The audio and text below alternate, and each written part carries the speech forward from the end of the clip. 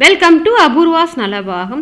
இன்றைக்கி நம்ம கொஞ்சம் கூட அரிசியே இல்லாமல் நல்லா டேஸ்ட்டான அதே சமயத்தில் ஹெல்த்தியான ஒரு ஊத்தப்பம் தான் எப்படி பண்ணுறதுன்னு பார்க்க போகிறோம். இந்த மாவில் நீங்கள் நல்லா மொறுன்னு தோசையும் பண்ணலாம். அதே மாவில் இந்த மாதிரி நீங்கள் காய்கறிகள்லாம் சேர்த்து ஊத்தப்பம் மாதிரியும் பண்ணலாம். பாருங்கள், நல்லா ஓரங்கள்லாம் மொறு சாஃப்டாக இருக்குது. டேஸ்ட்டுமே ரொம்ப நல்லாயிருக்கும். வாங்க இப்போ எப்படி பண்ணலான்னு பார்க்கலாம். நம்மக்கிட்ட கல்கத்தா இண்டாலியம் கடாய், இண்டாலியத்தில் சப்பாத்தி உருட்டுற மனை, இடி உரல், தோசைக்கல், பொடி உள்ளது பொடி இல்லாதது எல்லாமே நம்ம சேல் பண்ணிகிட்டு இருந்தோம். இப்போ பார்த்தீங்கன்னா அது கூடவே நம்ம ட்ரை ப்ளையில் ஸ்டெயின்லெஸ் ஸ்டீல் ட்ரை ப்ளை கடாயுமே நம்ம சேலுக்கு எடுத்துகிட்டு வந்திருக்கோம். இதுவுமே கொண்டு வந்திருக்கோம். இதை பார்த்தீங்கன்னா நல்லா ஆன்லைனில் விட நம்ம கம்மி விலையில் தான் கொடுக்குறோம். நல்ல குவாலிட்டியான இருக்கும். அதே சமயத்தில் நல்லா ஹெவி வெயிட்டாகவும் இருக்கும். நீங்கள் இதை அடி பிடிக்காது. நீங்கள் இது கேஸ் அடுப்புலையும் சமைக்கலாம். சாண்ட்விச் பாட்டம் இருக்கிறதால நீங்கள் இதை இண்டக்ஷன் அடுப்புலையுமே வச்சு நீங்கள் சமைக்கலாம். உங்களுக்கு இண்டாலியம் கடாய் வேணுமோ இல்லை ட்ரைப்ளே கடாய் வேணுமோ எது வேணுமோ ஸ்க்ரீனில் நான் கொடுக்குற நம்பருக்கு வாட்ஸ்அப் பண்ணுங்கள். டீட்டெயில் சென்ட் பண்ணுறேன். வேணுன்றவங்க ஆர்டர் பண்ணிவிட்டு வாங்கிக்கலாம். இப்போ ஒரு மிக்சிங் பவுல் வச்சுட்டு அதில் மெஷரிங் கப்பால் 1 கப் அளவுக்கு கோதுமை ரவை எடுத்துக்கிறேன். அது கூடவே 1/2 கப் அளவுக்கு வெள்ளை சோளம் எடுத்துருக்கேன். அதை சேர்த்துக்கோங்க. நம்ம கடைகளில் வெள்ளை சோளம்னு கிடைக்கும். அதை வாங்கி எடுத்துக்கோங்க. அதை நான் 1/2 கப் அளவுக்கு சேர்த்துக்கிறேன். அது கூடவே 1/2 கப் அளவுக்கு பாசிப்பருப்பு சேர்த்துக்கோங்க. 1/4 கப் உளுத்தம்பருப்பு, அது கூட 1/4 கப் அளவுக்கு அவல் எடுத்துக்க. நான் கெட்டி அவல்ன்றதுனால எல்லாத்தையும் ஒன்றாவே சேர்த்து ஊற விட்டுக்கிறேன். நீங்கள் லேஸ் அவலாக எடுத்தீங்கன்னா நீங்கள் அரைக்கிறதுக்கு ஒரு அரை மணி நேரத்துக்கு முன்னாடி லைட்டாக கழுவி அலசி ஊற வச்சுக்கிட்டிங்கன்னா போதும். அது கூடவே 1 டீஸ்பூன் அளவுக்கு வெந்தயம் சேர்த்துட்டு இது எல்லாத்தையுமே நல்லா 2 தண்ணி போட்டு கழுவி எடுத்துக்கோங்க.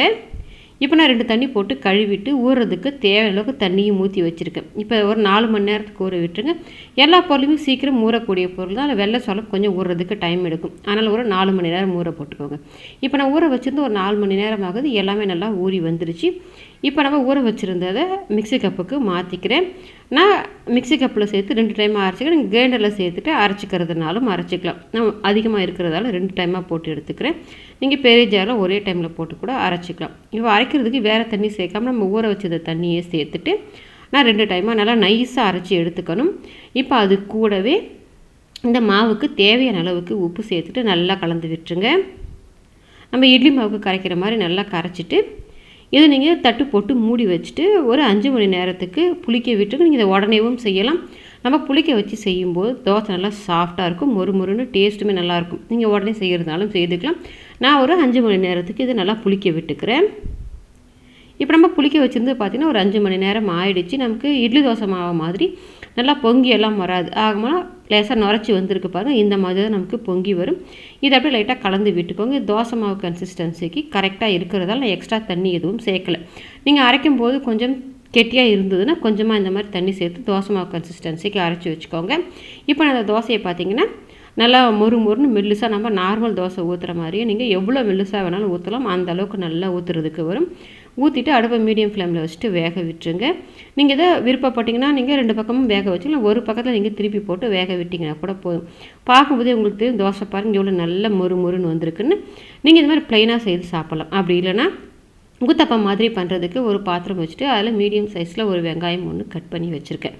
அதை சேர்த்துட்டு ஒரு கேரட் 1 துருவிருக்கேன். அது கூடவே கொஞ்சமாக பொடியை நறுக்கினா மல்லி இலையும் சேர்த்துட்டு 1/2 ஸ்பூன் அளவுக்கு தனி மிளகாத்தூள் சேர்த்துக்க. நீங்கள் இதுக்கு பதிலாக இட்லி பொடி சேர்க்குறதுனாலும் சேர்க்கலாம். இந்த காய்கறிகளுக்கு மட்டும் தேவையான கொஞ்சமாக உப்பு சேர்த்து நல்லா மிக்ஸ் பண்ணிக்கோங்க. இப்போ இதெல்லாம் மிக்ஸ் பண்ணி அப்படியே எடுத்து வச்சுருங்க. நம்ம தோசைக்கல்லில் நம்ம ஊத்தப்பத்துக்கு மாவு ஊற்றுற மாதிரி நம்ம ரெடி பண்ணி வச்சுருந்த மாவில் ஒரு 1.5 கரண்டி அளவுக்கு ஊற்றிக்கோங்க. மாவு அப்படி இந்த அளவுக்கு கொஞ்சம் தடியாக தான் ஊற்றணும் நம்ம ஊத்தப்பம் பண்ணுறதுக்கு. அது மேலே நம்ம ரெடி பண்ணி வச்சுருந்த அந்த காய்கறிகளை சேர்த்துட்டு உங்களுக்கு எவ்வளோ தேவையோ கொஞ்சமாக வேணாலும் சேர்த்துக்கலாம். நிறைய சேர்க்குறதுனாலும் சேர்த்துக்கலாம். நீங்கள் சேர்த்துட்டுனா இட்லி பொடி இதுக்கு மேலே தூவுறதுனாலும் தூளை நான் தனி மிளகாத்தூள் சேர்த்துருக்கிறதால நான் தூளை எண்ணெய் சேர்த்துட்டு அப்படி லைட்டாக ப்ரெஸ் பண்ணி விடுங்க. அந்த மாவோட ஈரத்துக்கு வேகிறதுக்கு முன்னாடி அழுத்தி விட்டிங்கன்னா நல்லா ஒட்டிக்கும் அந்த கேரட் வெங்காயம் எல்லாமே. இப்போ திருப்பி போட்டுருங்க. திருப்பி போட்டுட்டு மீடியம் ஃப்ளேமில் வச்சுட்டு ஒரு 2 நிமிஷத்துக்கு வேக விட்டிங்கன்னா போதும். நல்லா வெந்து வந்துடும். இப்போ வேகட்டும். இப்போ இந்த ஒரு சைடுமே நமக்கு நல்லா வெந்து வந்துருச்சு. வெளியில் எடுத்துடலாம். நமக்கு நல்லா ஹெல்த்தியான ஒரு ஊத்தப்பம் ரெடி ஆகிடுச்சு.